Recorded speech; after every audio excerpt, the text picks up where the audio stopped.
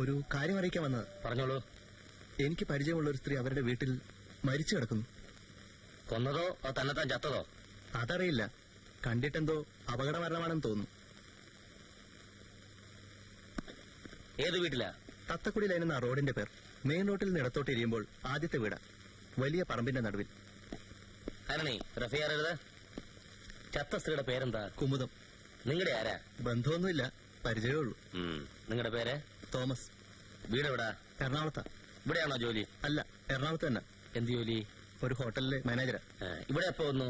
ഇന്ന് കാലത്ത്.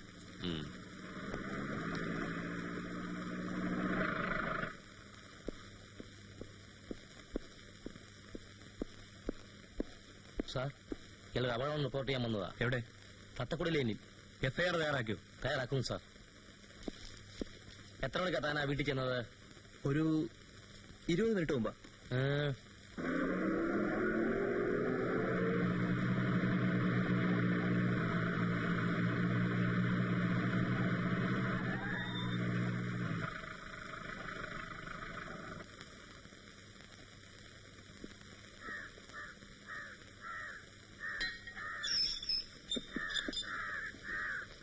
ആരെ അകത്തേക്ക് വിടണ്ട സർ.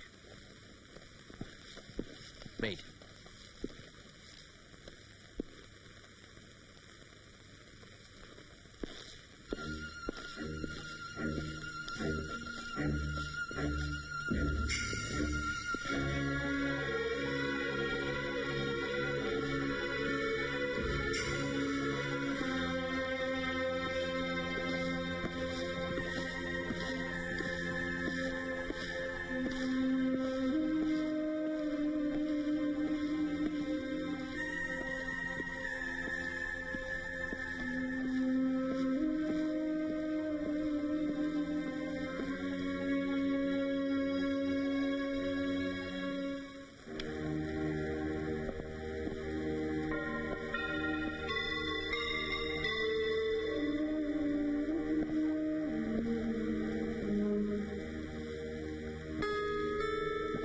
ഈ മുറിയിലാണ് സർ.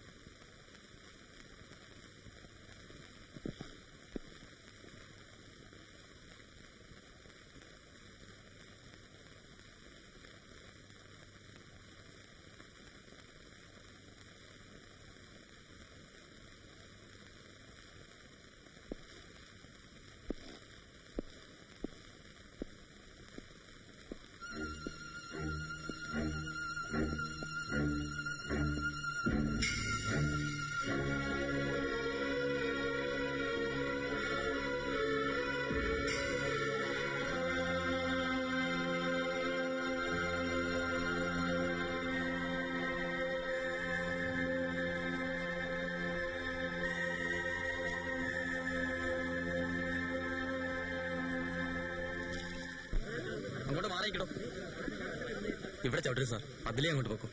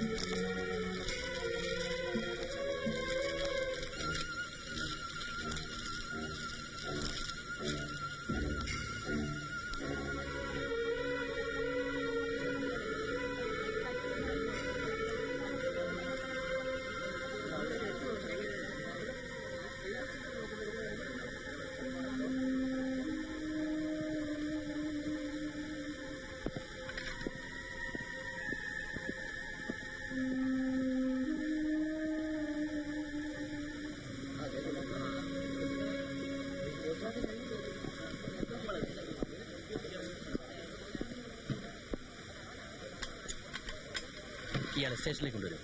പിന്നെ ഈ ചുറ്റുപാടൊക്കെ അന്വേഷിക്കും. Yes sir. വാ.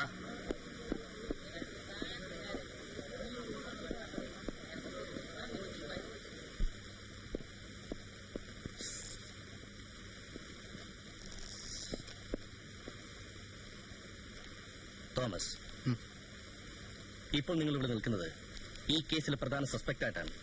അതുകൊണ്ട് രക്ഷപ്പെട്ടു പോകണമെങ്കിൽ സത്യം മാത്രമേ പറയാവൂ. മനസ്സിലായല്ലോ? ആരായിരുന്നു ഈ സ്ത്രീ? അവര് പ്രോസ്റ്റിറ്റ്യൂട്ട് ആയിരുന്നോ? അതേന്ന് പറയണം. അപ്പോൾ പതിവായി നിങ്ങൾ ഈ വീട് സന്ദർശിക്കാറുണ്ടായിരുന്നു? ഇതിനു മുമ്പ് 2 പ്രാവശ്യം വന്നിട്ടുണ്ട്. എറണാകുളത്ത് താമസിക്കുന്ന നിങ്ങൾ ഇങ്ങനൊരു സ്ത്രീ ആലപ്പുഴ ഉണ്ടെന്ന് എങ്ങനെ അറിഞ്ഞത്? അത് ഞാൻ എറണാകുളത്ത് ജോലി ചെയ്യുന്ന ഹോട്ടലിൽ കുറെ നാൾ മുമ്പ് അവർ വന്നപ്പോൾ. ഹോട്ടലിന്റെ പേരെന്താ? Hotel delight. കുറെ നാളെന്ന് പറയുമ്പോ എപ്പോ?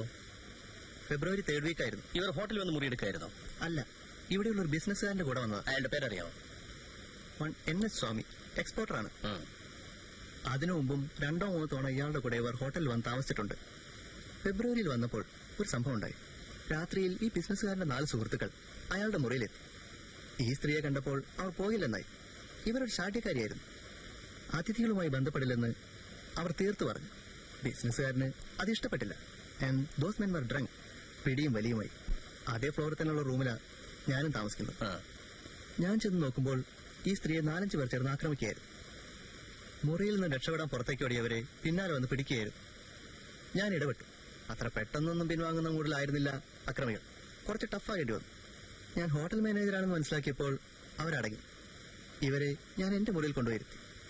രാത്രി മുഴുവൻ അവർ അവിടെ ഇരുന്ന് സ്വയം പഴിച്ചുകൊണ്ട് തേങ്ങിക്കരയുകയായിരുന്നു. വെളുപ്പായപ്പോൾ പോവുകയും ചെയ്തു. ഈ പരിചയം വെച്ചോണ്ട് പിന്നീട് നിങ്ങൾ അവരെ സന്ദർശിക്കാൻ തുടങ്ങി. അന്ന് പിരിഞ്ഞപ്പോൾ ഞാൻ ചെയ്ത ഉപകാരത്തിന് അവർ ഒത്തിരി നന്ദി പറഞ്ഞു. എന്നെ വീട്ടിലേക്ക് ക്ഷണിച്ചു. അഡ്രസ്സും കുറിച്ചു തന്നു. എല്ലാ മാസാവസാനവും എനിക്ക് 3 ദിവസത്തെ അവധിയുണ്ട്. ഫെബ്രുവരി എൻഡിൽ ഞാൻ ഇവിടെ വന്നു. വളരെ സന്തോഷമായിരുന്നു.